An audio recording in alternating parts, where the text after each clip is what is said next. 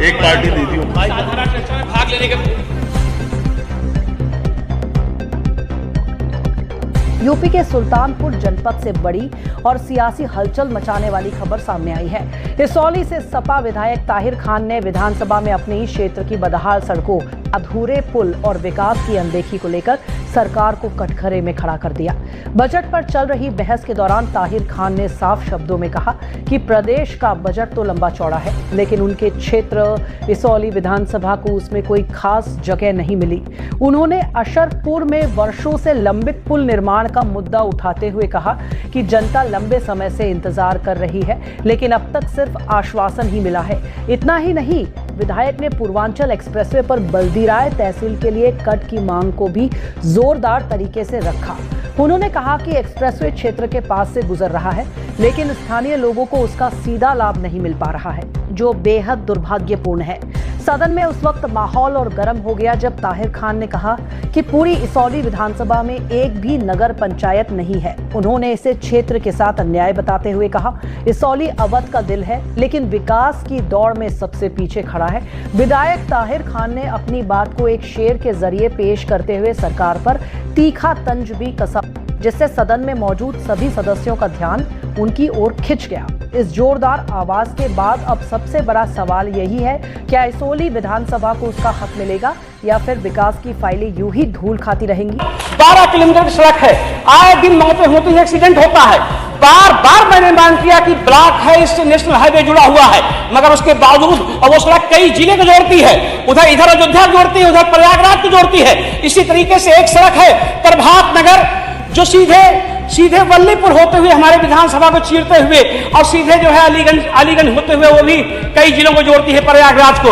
उस सड़क को भी नहीं बनाया गया, उस पर भी कई मौतें होती हैं, बराबर मौतें होती रहती हैं, दुर्घटनाएं होती रहती हैं। मानवर, मैं आपके माध्यम से सरकार से मांग करता हूं कि एक सड़क ऐसी है जो बहुत दुर्घटना होती है, हिसौली से देवरा मार्ग, उस पर भी यही हाल है।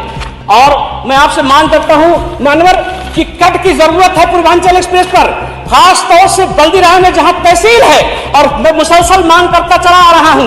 बार बार बजट पेश होता है और ये बजट लेट हो जाता है, खाली कोरा कागज साबित हो रहा है। आज मैं सरकार से मांग करता हूं कि हमारे जौनपुर के एक विधायक हैं, माननीय हमारे दोस्त हैं साथी, अभी पीली नदी की बात कर रहे थे। अरे मैं आपसे कहना चाहूंगा, सरकार से कहना चाहूंगा कि अगर आपकी वाकई दृढ़ इच्छा शक्ति है तो गोमती नगर से बाराबंकी होते हुए सुल्तानपुर होते हुए हमारी विधानसभा को ये गोमती नदी चीरती है। अगर आपकी वाकई में दृढ़ इच्छा शक्ति है तो 4 लेन बना दो, अगर कट नहीं बना सकते तो 4 लेन सुन लो, जौनपुर तक।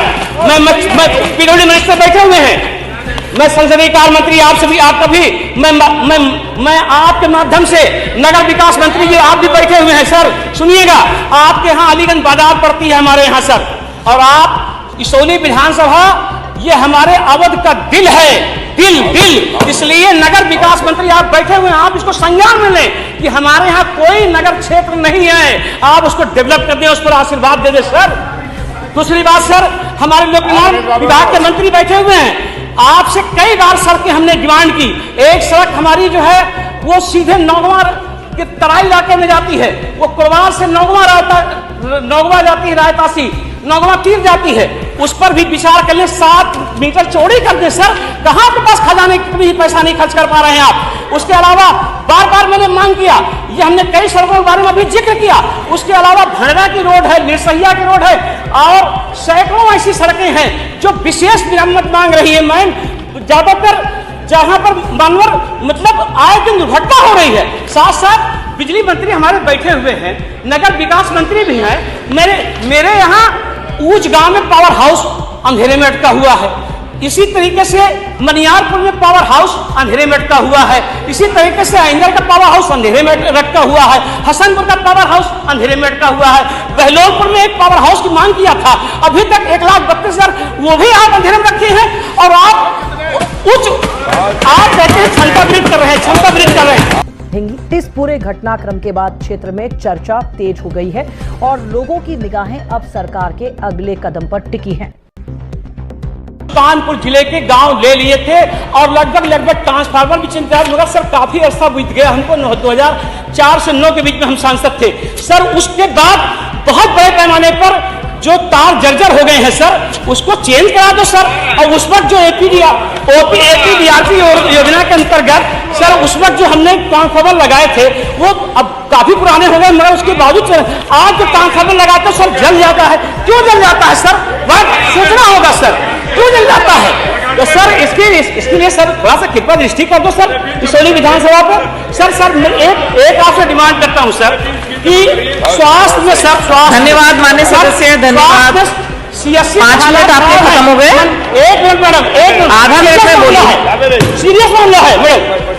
1 2 गिना सीएससी पे इनके अल्ट्रासाउंड मशीन नहीं है, पीएससी के हालात खराब हैं, इनके पास। मुकेश जी आप क्यों खड़े हो रहे हैं उनके समर्थन में? वो खुद अच्छा बोल रहे हैं।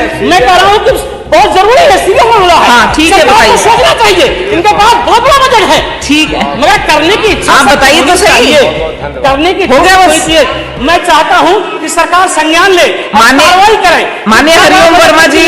और सब एक की ओर मैं कहना चाहता हूँ लास्ट में, थैंक यू।